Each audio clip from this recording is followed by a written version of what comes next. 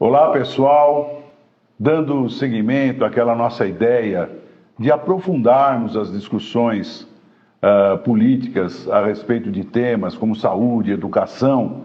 Nós estamos hoje aqui tendo a honra de receber um dos melhores secretários de educação que nós tivemos na nossa cidade, professor João Medeiros. Bom dia, doutor Fernando, é um prazer enorme estar aqui com o senhor e conversando com a população de Taboão da Serra, onde nós fizemos um trabalho aí bastante interessante, uma gestão que apresentou bons resultados para a nossa cidade. É isso aí, João. João, e falando em gestão, né, eu queria saber de você, você que deixou a Secretaria de Educação em 2020, do fim do nosso governo, quais são os desafios hoje da educação aqui na nossa cidade, em Taboão da Serra? Então, os desafios mais gerais estão vinculados a uma infraestrutura na escola, a formação de professores, né? Mas o que a gente vê no Taboão é que essas questões mais gerais da infraestrutura, elas nem acontecem. Quer dizer, o mínimo que o professor precisa ter é um material para trabalhar em sala de aula e os alunos com esse material para ter o mínimo de condições de avançar na questão da aprendizagem, que é o fundamental da Secretaria da Educação e para a garantia do futuro dessas crianças e dessas famílias. É isso, e é o que a gente vê mesmo, né, João? Eu tenho recebido muitas queixas, a gente está andando bastante na rua, conversando com a população e conversando com profissionais da educação que, via de regra, não podem se identificar para não sofrerem nenhuma perseguição. E a gente ouve falar isso mesmo, falta de material. Agora, o problema se estende, inclusive, à merenda escolar, à questão dos uniformes, né? Queria que você falasse um pouquinho sobre isso. Então, o uniforme ele é fundamental porque ele iguala as crianças na escola e também ele ajuda em muito as famílias da cidade, não é? E a questão da merenda é essencial, ela é fundamental. O que eu tenho ouvido dos meus colegas aqui no Taboão da Serra é que a merenda é muito reduzida, que as crianças não podem repetir as frutas, repetir a comida, é muito complicado, não tem acesso à cozinha, né? Então, houve um retrocesso muito grande na cidade e pensa assim, nas condições gerais da educação, é um debate muito amplo, só que aqui falta o mínimo, né, Fernando? Falta o mínimo, né? Dá uma merenda decente, dá material para o professor trabalhar, dá uniforme para o aluno, né? Conceder o que é o direito, né, da educação, né? Transporte, há muita reclamação sobre transporte, e eu tenho ouvido assim, muitas reclamações, né, de desmonte, de falta de projetos efetivos, mensurados, né? E, doutor Fernando, quantas escolas eles construíram aqui em Taboão da Serra? Nenhuma. E a cidade aumentou a população, reduziu, diminuiu a natalidade? O que o senhor acha disso? Com certeza, crianças não param de nascer.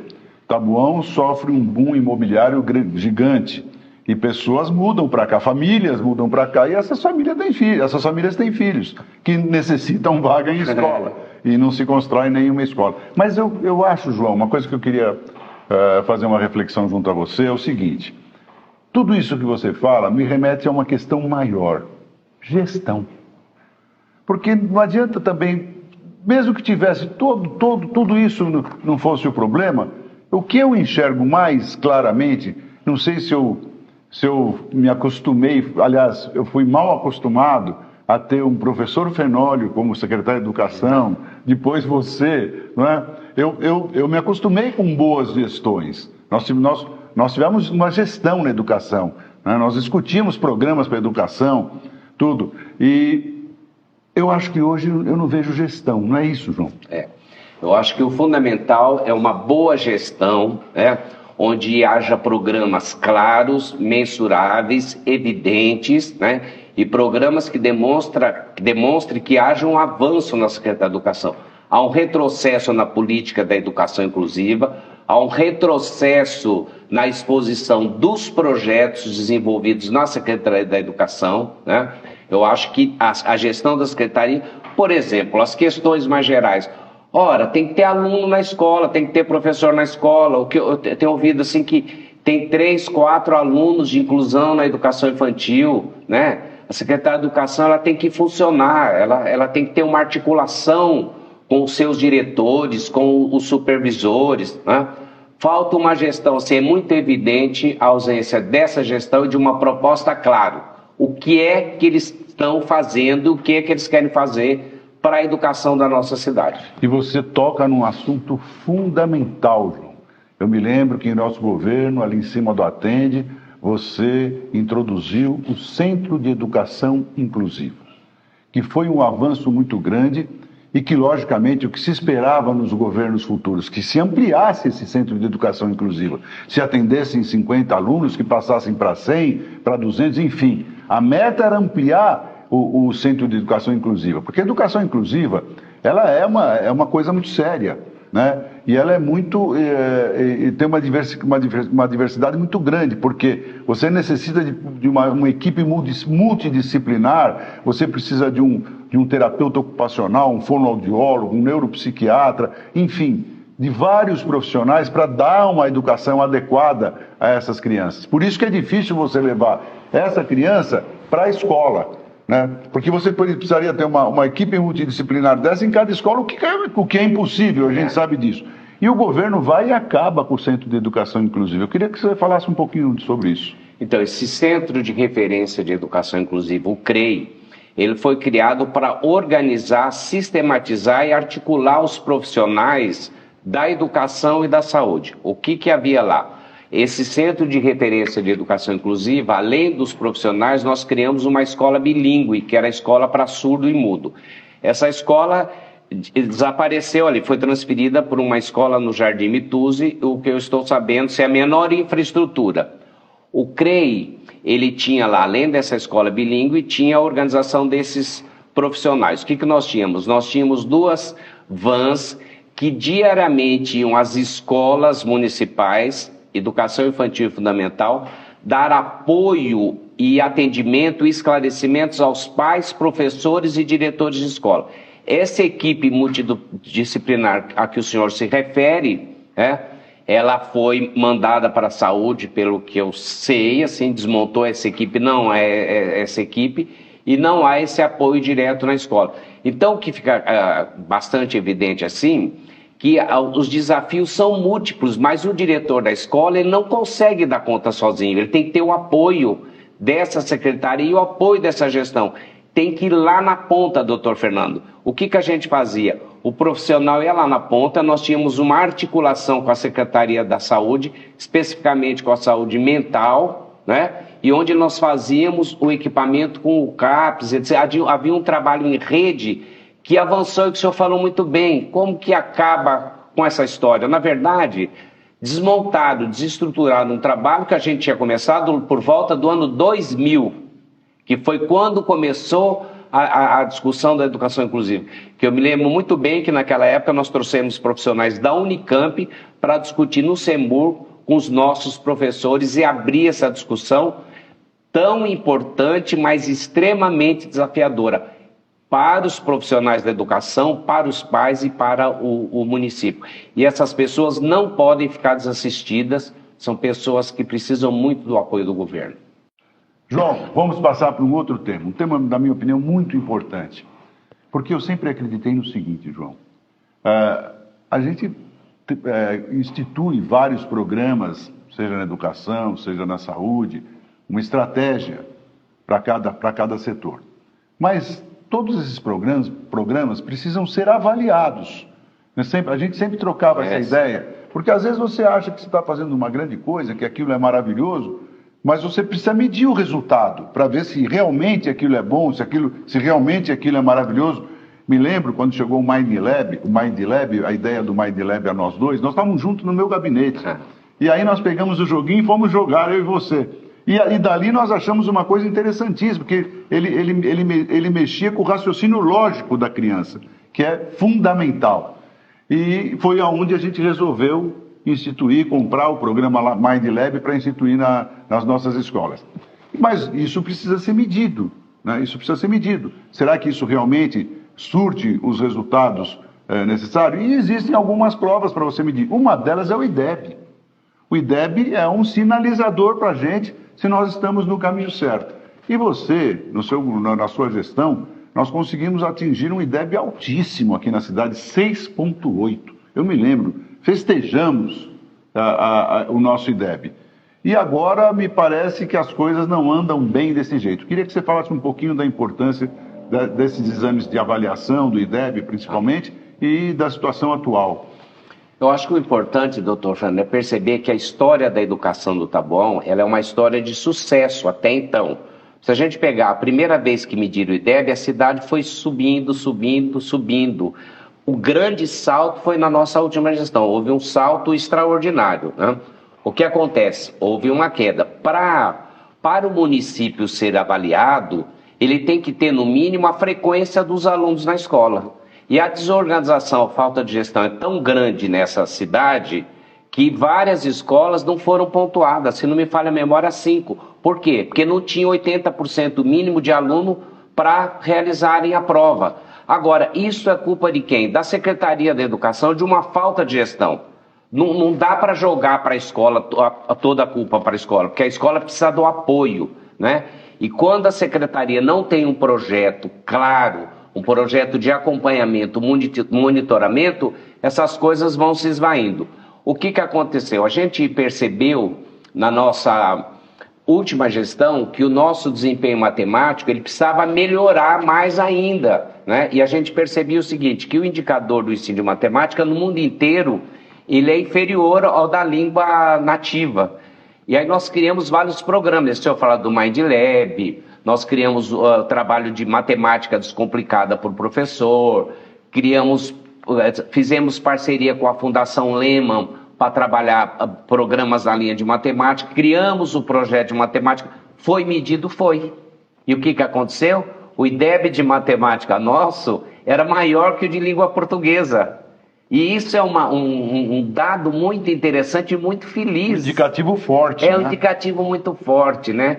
E fora as avaliações locais que a gente fazia e o monitoramento. Só para juntar um pouco, quando aquela perua da educação inclusiva ia para a escola todo dia, ele tinha um monitoramento de como essa questão estava sendo caminhada, quais eram as dificuldades, qual o nível de satisfação dos pais e dos diretores e dos professores. Então, essa secretaria presente na escola é o que é o fundamental. Acho que o fundamental é pensar o seguinte, o que é importante na educação é a escola, a secretaria não é nada, é o suporte, é o apoio, não é? Ela tem que dar as condições para essa escola funcionar. E pelo que eu estou ouvindo, as escolas estão muito abandonadas. João, dois projetos assim que me encantaram à época, né? Um foi o Matematicando.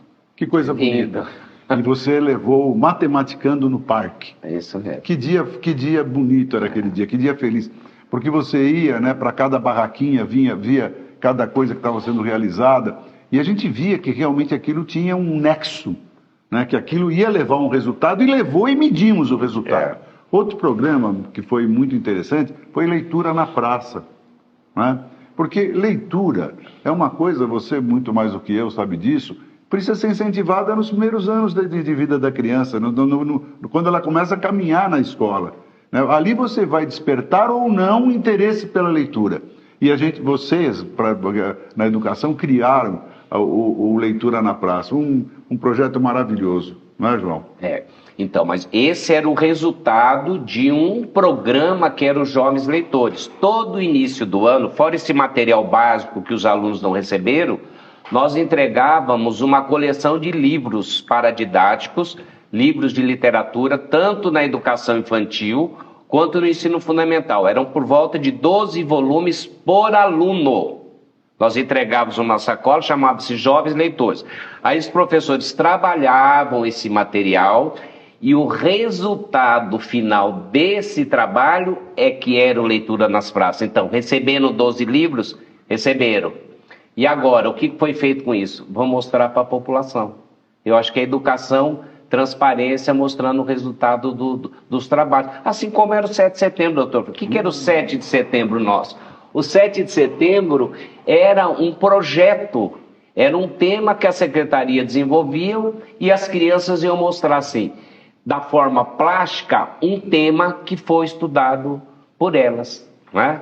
Desde as cidades brasileiras e quantos temas sobre a água. Foram vários temas que as crianças trabalhavam. E aí o que é isso? Isso era a aula pública do projeto da educação. O senhor tem visto? Não. E quando você fala de 7 de setembro, João, você me remete a um assunto que nós vamos tratar muito nesse próximo mês de junho, que diz respeito à Arena Multiuso. Porque nós levamos o 7 de setembro à Arena Multiuso, que ficou lindo, né, João? Ficou lindo. Os pais podiam assistir de forma muito mais confortável. Nós conseguimos organizar o evento de uma forma muito melhor lá na Arena Multiuso. E a Arena Multiuso foi destruída.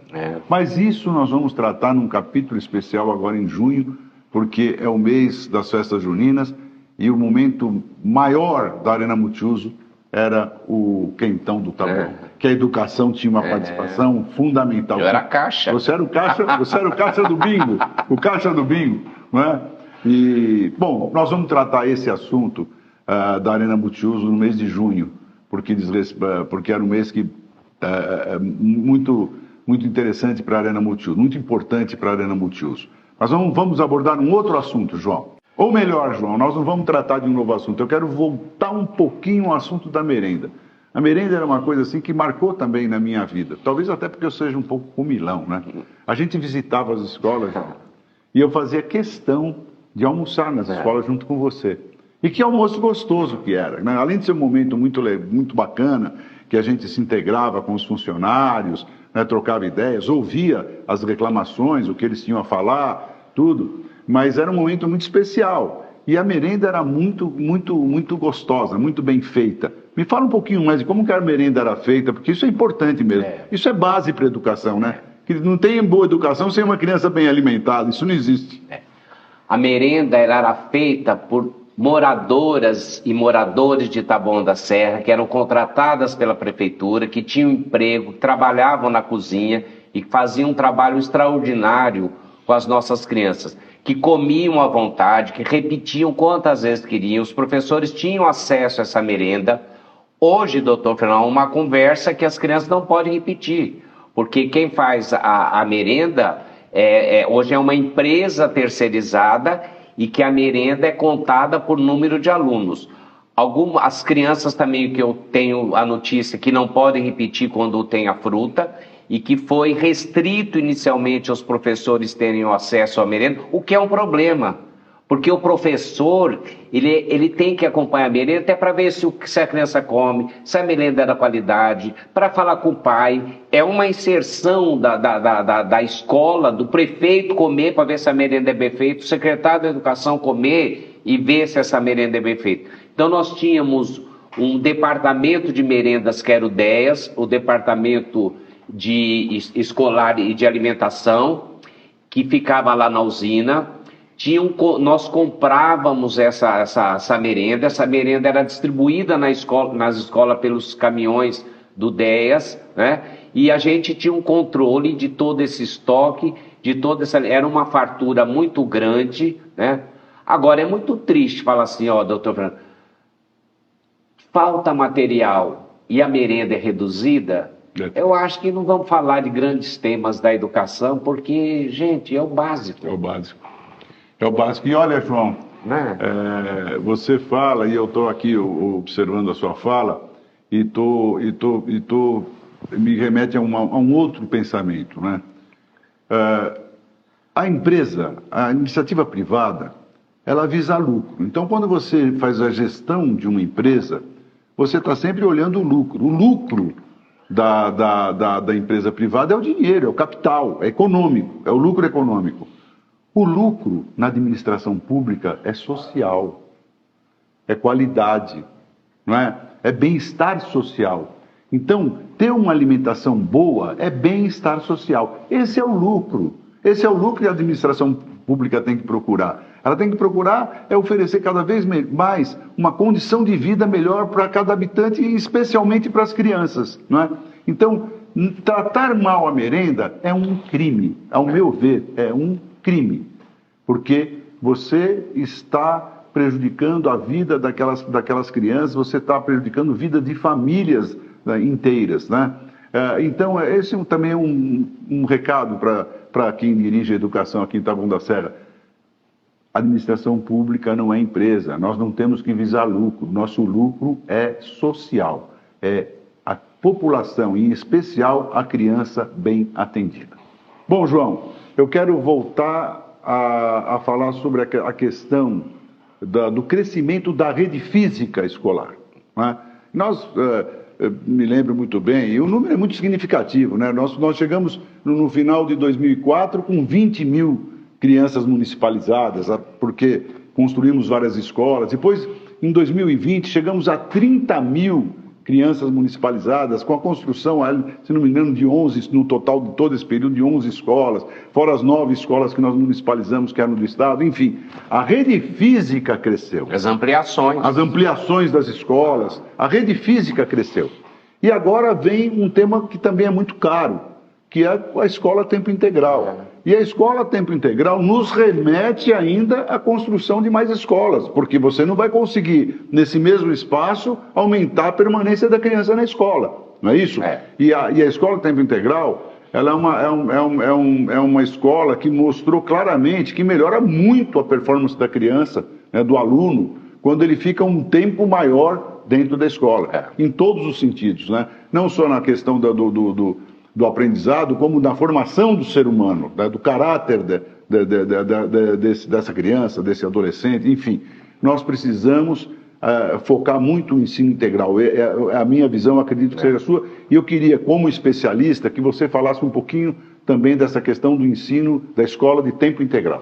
Essa escola em tempo integral, as pesquisas apontam claramente o seguinte: quanto maior o tempo de permanência na escola, melhor o resultado dos alunos. Obviamente, a criança permanece na escola com uma infraestrutura básica, não é?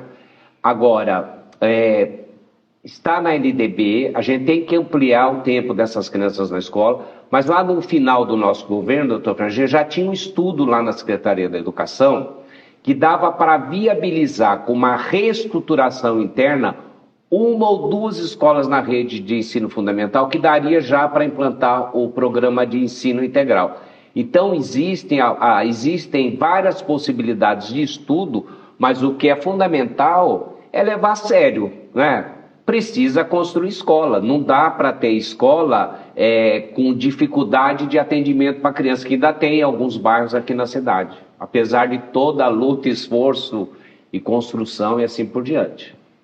É isso aí, João. Eu acho que nessa conversa, nesse bate-papo rápido, nós contribuímos muito. E essa é a nossa intenção, viu, João? É fazer política de forma diferente. É aprofundarmos. Porque não adianta chegar na eleição, vota nesse, vota naquele, esse, não sei o que. Não. A gente precisa discutir, né, quais são os programas. E geralmente esses assuntos deixam para ser debatidos num período curto de 45 dias. Você vai discutir os programas da saúde? Não. Nós temos tempo agora para fazer esse debate mais aprofundado. Pedimos aí às pessoas que nos acompanhem que divulguem vídeos como esse, porque eu acho que é uma contribuição muito grande, para que as pessoas comecem a pensar, né, todas as pessoas, não só os profissionais da área, mas a população de uma forma em geral, comece a pensar a respeito disso, para lá na frente fazerem as escolhas corretas. Essa é a minha intenção ao fazer esse tipo de podcast, e você hoje dá uma contribuição ímpar para nós, viu, João? Eu tenho tanto orgulho de ter tido você como Fenoli, você como os meus secretários, porque eu sei que nós contribuímos naquela época muito para a educação da nossa cidade, assim como outros já haviam contribuído. É verdade. O que eu estou vendo é que, na verdade, esse governo atual, ele inicia um ciclo muito ruim, porque até hoje, até então, uns mais, outros menos, todos haviam contribuído para a evolução da educação em Taboão. Essa é a primeira gestão que derruba a educação na nossa cidade. Isso é muito sério e é isso que nós queremos debater, tá? João, muito obrigado, e suas considerações finais. Eu que tenho um orgulho muito grande de ter trabalhado sempre com o senhor, né, que sempre apoiou incondicionalmente a educação, né? Eu acho que a educação é um patrimônio assim, muito grande, né, para essa população, e investir na educação é investir no futuro dessas crianças, dessas famílias, né, e desconstruir o que já existe é uma tristeza muito grande. Um crime. Um crime. Obrigado. É isso aí, pessoal. Até a próxima.